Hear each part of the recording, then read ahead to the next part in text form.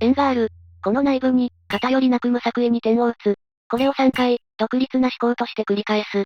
そして、3つの点を3本の直線で結ぶ。すると、円の内部は7つの領域に分かれる。そのうち3つ、歪んだ扇形のような領域を合わせたものを A、中央の三角形の領域を B とする。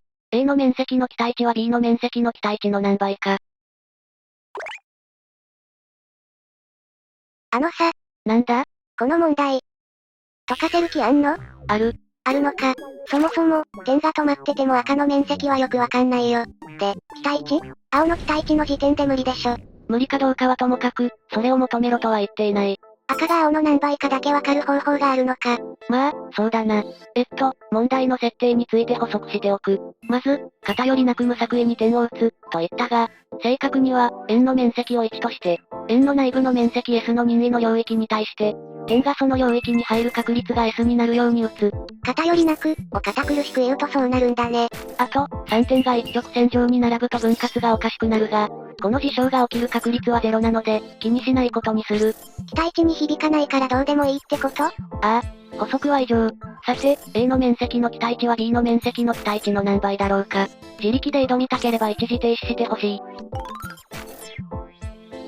なんも思い浮かばないや。じゃあ、ヒントをやる。もう一つランダムに点を打つ。は？もともと打たれる3点を P、Q、R、新しく打つ点を X と呼ぶ。この時、X が A に入る確率は？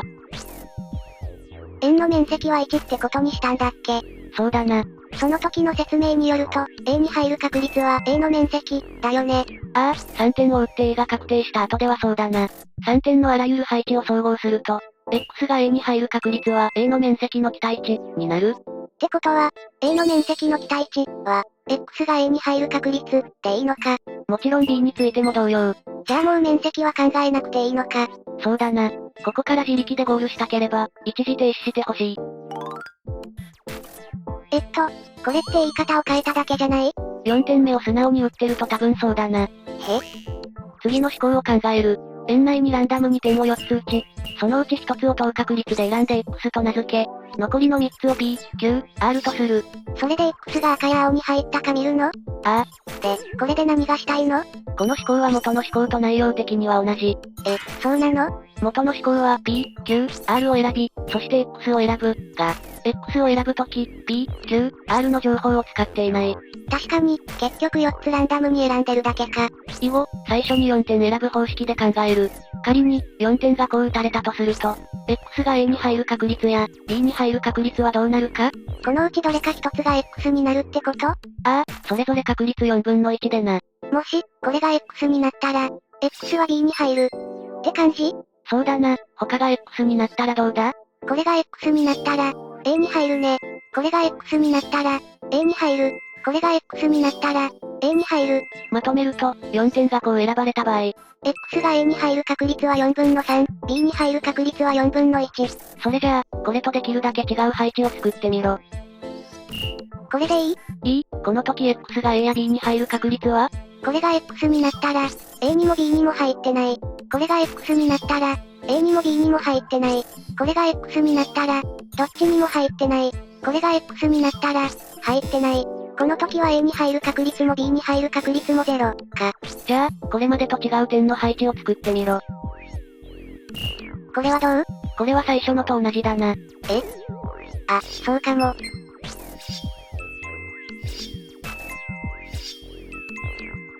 そうでした。もう一回作ってみるか？やる。これは？ 2 番目のと同じ。あ、そうかも。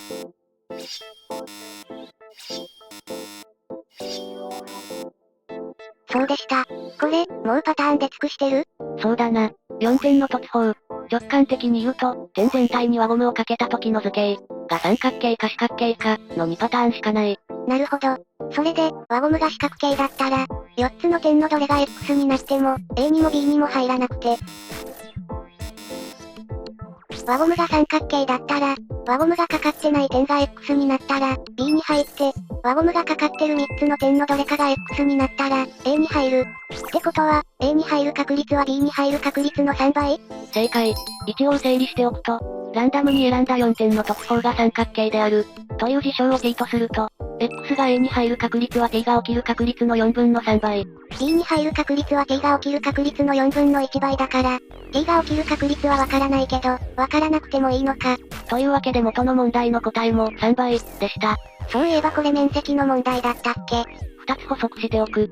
まず、この解法がこの円という図形に依存していないこと。あ、確かにこの丸はほとんど話に出てこなかったね。だから、楕円とか他の凸な図形でもこの結果は成り立つ。すごい。補足1は以上。補足2。例えば円の場合で、B の面積の期待値そのものを計算することもできる。できるの？やろうか？やって。OK。じゃあ、改めて問題。半径1の円の内部からランダムに3点を選んだ時の、その3点を頂点とする三角形の面積の期待値は？きつそう。3つ動くときついので、なんとかして1つ止める。止める？こんな風に、円の内部を細い輪に分割する。何がしたいの？3点のうち円の中心から一番遠いものに注目して、その点がどの輪に乗っているかで場合分けする。なるほど。それぞれの輪に対して、中心から一番遠い点がその輪に乗っている、という条件の下で三角形の面積の期待値を求めて、それを全ての輪について総合すれば、元の期待値が求まる。余計に大変になってない？いや、全部の輪についてまとめる部分は楽だぜ。そうなの？例えば、輪の半径を2倍にすると、対応する面積の期待値は何倍になるか？輪の大きさ以外は同じ状況？だな。じゃあ、縦にも横にも2倍になるから、面積は4倍じゃない？その通り。そういうわけで、半径 R の輪に対応する期待値は、何らかの定数形を使って KR2 乗とかける。なるほど。K はいくつなの？後で計算する。まず、これを全部の輪について積分して、最終的な期待値を K で表してみる。全部の輪について積分？半径 R を0から1まで動かして、幅 DR の輪についての期待値 KR の2乗に、3点のうち一番外側の点側に乗る確率をかけて足していく。なるほど。この確率はわかるか？3つの点のうち2つ側の中に入って、1つ側に乗っかる確率？そういうことになる。外の円の半径って1だっけ？なんでもいいが、まあそうだな。じゃあ全体の面積は π だね。で、半径 R の輪の内側の面積は πr2 乗だから、外側の円の中に点をランダムに打ったとき、輪の内側に入る確率は、πr2 乗を π で割って r2 乗でいいかな。いい。で、内側に2つ入る必要があったよね。あったな。それでもう一つは輪の上だっけ？ああ。輪の面積ってちょっとめんどくさそう。DR は小さいから、適当に禁じしていい。じゃあこの円周の長さ×DR とか？ああ、それで十分。この長さは 2πr だから、輪の面積は 2πrdr で、確率はこれを π で割って 2rdr でいい？それでいい。じゃあまとめると、確率 R2 乗のチェックが2回、確率 2rdr のチェックが1回あるから、全部掛け算すると、一番外側の点がこの輪の上に来る確率は 2r5 乗 dr？ 惜しい。違うの？3点を P、Q、R と区別するとわかりやすい。あ、P、Q、R のうちどれが輪の上に来てもいいのか。ってことは、さっきのを3倍すればいい？ OK。さて、この輪に対する三角形の面積の期待値は KR2 乗だったな。とりあえずそう書いてるんだったね。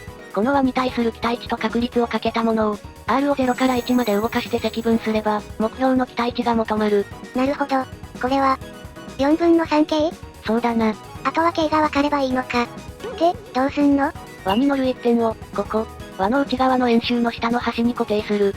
どこにあっても同じだから適当に固定しちゃうってこと？まあそうだな。内寄りに固定したので三角形の面積の期待値は少し減るが、これしか減らないなら、無視しちゃって良さそう。というわけで、求めたいものは、半径 R の円の内部に2点をランダムに打ったとき、その2点と円周上の1点を頂点とする三角形の面積の期待値。点が1つ止まった。あとは、この三角形の面積を2点の座標で表して、それを2点のあらゆる配置について積分して期待値を求める。そんなことできるの？円周上に固定した点を原点とする極座標を考えて、ランダムな2点の座標を R1θ1、R2θ2 とする。この三角形の面積をシンプルな式で表せるか？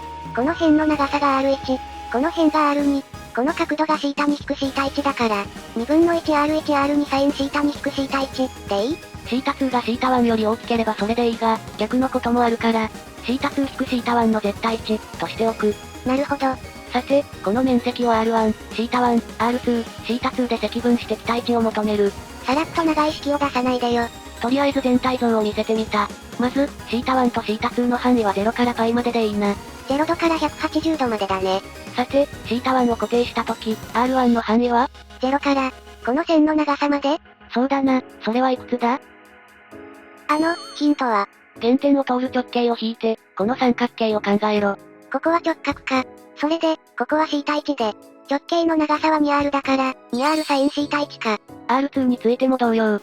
90度を超えると怪しくない？いや、サイン180度引く θ はサイン θ だからいいのか、なんでもない。それで、これが三角形の面積なのは良くて、これは？この極座標グリッドの線で円の内部をみじん切りにすると、ランダムに打たれた2点は、それぞれどれかのピースに入る。そりゃそうだね。例えば、1点目がこのピースに入る確率を考える。それってピースの面積割る円の面積でいい？もちろん。じゃあこの πr2 乗は円の面積？そうだな。これがピースの面積？ああ、ピースを長方形とみなして縦かける横で、縦は dr1、横は r1dθ1。横は半径 r1 で角度 dθ1 の円弧だから r1dθ1 か。2点目についても同様で、この2つの確率をかけると、1点目がこのピース、2点目がこのピースに入る確率、になる。この三角形に大体近いものができる確率、ってとこ？そんなとこだな。じゃあ、これ以降は計算に集中するぞ。まず、定数部分を積分の外に出し、積分の順序を入れ替えて R1 と R2 を先に処理する。入れ替えていいの？不微2の定理というものがあり、非積分関数の絶対値の積分が定義域全体で有限なら、積分の順序を自由に入れ替えていい。今回は最初から絶対値がついてて、どう見ても有限だね。さて、R1 や R2 の積分はそのまま実行できるな。x2 乗の積分は3分の x3 乗だから、こうかな。また定数部分を外に出すぞ。そろそろこの絶対値をどうにかしないとダメそう。この非積分関数は θ1 と θ2 に関して対照的だから、半分の領域だけ積分して結果を2倍する。あ、意外と問題なかった。サインの加法定理を使う。展開して、2つの部分を個別に積分する。1つ目はそのまま、2つ目は順序を入れ替えて積分する。θ1 から π まで？ θ2 の方が大きい領域を積分しているからな。ああ、θ2 が動くのは確かに θ1 から π までか。で、そもそもなんで入れ替えてんの？とりあえずこっちを積分すると、都合よくコサインがあるから、4分のサイン θ2 の4乗。あ、こっちも都合よくなるのか。結局、どっちもサインの8乗の積分になり、これはオリス積分という基地の積分で、結果は128分の 35π。ゴールしちゃった。で、これってなんだっけ？ KR2 乗。ああ、この K の計算を後回しにしてたんだっけ？ KR2 乗がこれなんだから、K は 36π 分の 35？ もちろん。じゃあ、答えは 48π 分の35か。計算できちゃったよ。ちなみに、前半の話では円の面積を1としていたが、後半に合わせて面積を π にしても結論は同じ。A の面積の期待値は B の3倍のままで、16π 分の35か。計算できちゃったよ。さらに、円内のランダムな4点の突法が三角形になる確率は、最初の3点がなす三角形の内部に4点目が入る確率の4倍だった。じゃあ、輪ゴムが三角形になる確率は、三角形の面積の期待値割る円の面積の4倍で、12π2乗分の35か。計算できちゃったよ。こんな変な確率も求まるのか。ああ、ちょっと変なことを思いついちゃった。なんだ？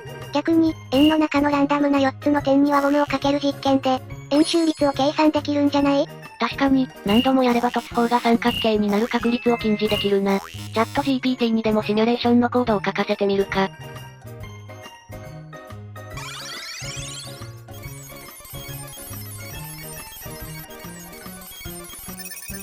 早い。